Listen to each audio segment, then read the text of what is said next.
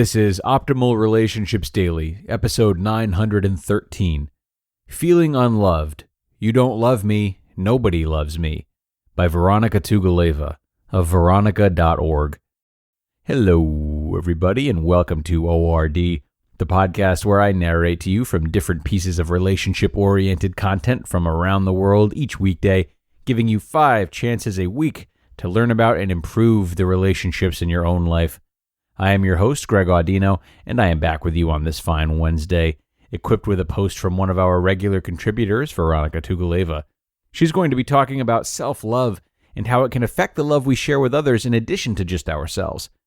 Let's not wait any longer. We're going to jump right into this post for today and start optimizing your life. Feeling Unloved. You Don't Love Me, Nobody Loves Me, by Vironika Tugaleva of Vironika.org. I used to think other people could hurt me. I also used to think other people could save me. Alone with myself, life was unbearable. There was always an inner voice screaming at me about my ugly body, my lack of charisma, my inadequacy as a female, as a daughter, as a human being. I found a few ways to drown the voices out. Every obsessive self-modification project, such as a diet, for example, consumed so much mental energy that I was distracted from my plight. Over time, however, the distraction factor would fade. In response, I'd obsess more, push harder. Thus, the diet turned into an eating disorder. I followed this same process over and over, each time hoping that my new endeavor would be my final one. Yet, nothing would last. Time after time, my inner critic would resurface. The longer my self-destructive voices stayed absent, the more ferocious they'd be when they returned. Over this process, I felt no control. About my relationship with myself, I had no insight or understanding. I walked through life in fear of the tyranny inside my head. My biggest problem, however, was that I didn't know it came from my head. I thought other people were causing me pain. In reality, they were just accidentally clicking play on already existing tapes inside my mind. My relationships with others became defined by their ability either to save me from my misery or to hurt me by perpetuating it. Everyone was either a prince or an attacker. I had to be the victim or the princess, the worshipped or the abandoned. One day, the excruciating, unbearable pain of my suffering was interrupted. With my first ever lover, I found a treatment for my sorrow. His words and deeds brought me sensations I'd never felt before. He told me I was beautiful and interesting. He paid attention when I spoke, and he missed me when I was gone. At first, I was in pure ecstasy. Soon enough, I was hooked. Next to him, everything else took second place. Nothing else mattered. There was only me, him, and that feeling of cosmic connection. He was my gateway. He was my entry ticket into eternity. Around him, there was no longer any pain. There was only the pleasure of feeling completely and utterly alive, connected, and accepted. We would lie together, embracing, and I would feel our bodies merging together as my skin washed top to bottom with utter bliss.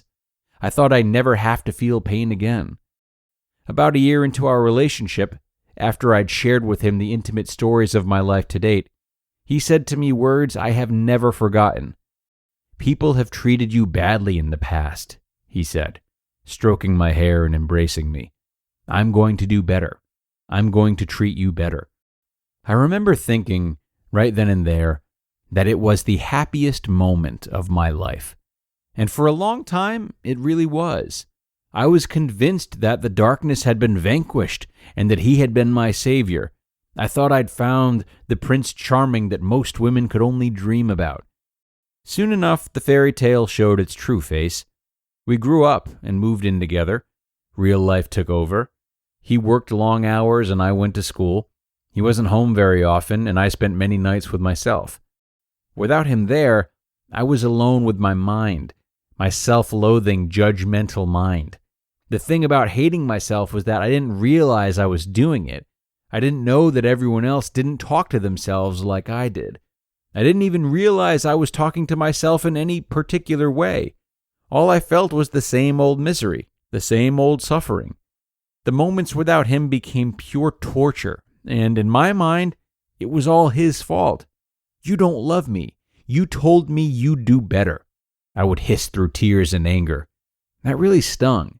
He'd promised to do better, and now he wasn't. The more I blamed him, the more he fought back. He started drinking heavily. He started spending even less time at home. When he did come, our arguments escalated into some of the most violent confrontations of my life. I left him, indignant and bitter, feeling like I deserved better, like I'd been done wrong once again. I entered my next relationship full of horror stories about my last one. He also promised to do better. For a while it was great, though definitely less powerful. By then I was already somewhat guarded. This whole love thing, I thought, wasn't what it seemed. It was a beautiful rose complete with hidden thorns. Nevertheless, I believed the promises, and for a while the pain abated. Within just 6 months, it returned full force. That same pattern continued to happen, not just in my romantic relationships, but also in my hobbies, friendships, and jobs. At first, novelty would dull the pain, but soon enough the same old darkness would return. I'd blame it on other people and circumstances, on my partner and the weather, on the time of day and the horrors of my past. I drove myself deeper and deeper into the darkness.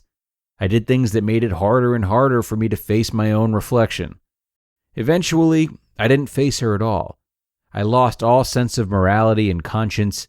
When I finally broke down, I broke down alone, having pushed everyone else away. In the gloomiest depth of my breakdown, I saw clearly who was causing all my pain, all my suffering. I saw who didn't love me. I realized with razor-sharp clarity who really needed to do better. Looking into my own eyes in the mirror, I greeted myself. It was like looking at an enemy.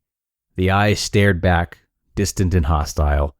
"People have treated you badly in the past," I whispered slowly to the girl in the mirror. "And I'm going to do better. I'm going to treat you better." Her eyes softened and filled with tears.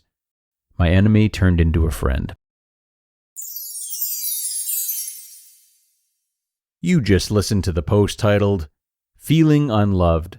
You Don't Love Me, Nobody Loves Me," by Vironika Tugaleva of Vironika.org. A very insightful and poetic piece from Vironika today, as we have come to expect from her. She really is able to blend education and artistry in her writing, which is something that keeps everyone engaged and coming back for more. And as usual, the lesson she's touched upon today is spot on. Many of these recurring themes in our lives are easy to blame on others. Some of them we understand and others we don't even realize are there. While we can't always expect to know what lies dormant, what's purely circumstantial, or what any relationship will turn out like, the choice we always do have that can help us get a better grasp of these things and more is the choice to hold ourselves accountable and take responsibility for that which hurts us. Even when we've done seemingly nothing wrong and have only been on the receiving end, we still always have the opportunity to ask ourselves questions about what decisions we made to put ourselves in such a position and what decisions we're going to make now that we are in such a position. This means of holding oneself accountable does not prevent others from being held accountable as well. So it's not the same as always blaming oneself and letting others walk all over you. But it does allow you to rethink what people and situations you allow in your life and how you respond to them.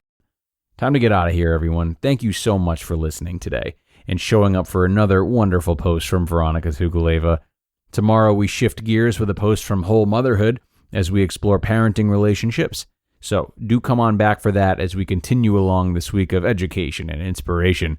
I hope to see you all back here tomorrow where your optimal life awaits.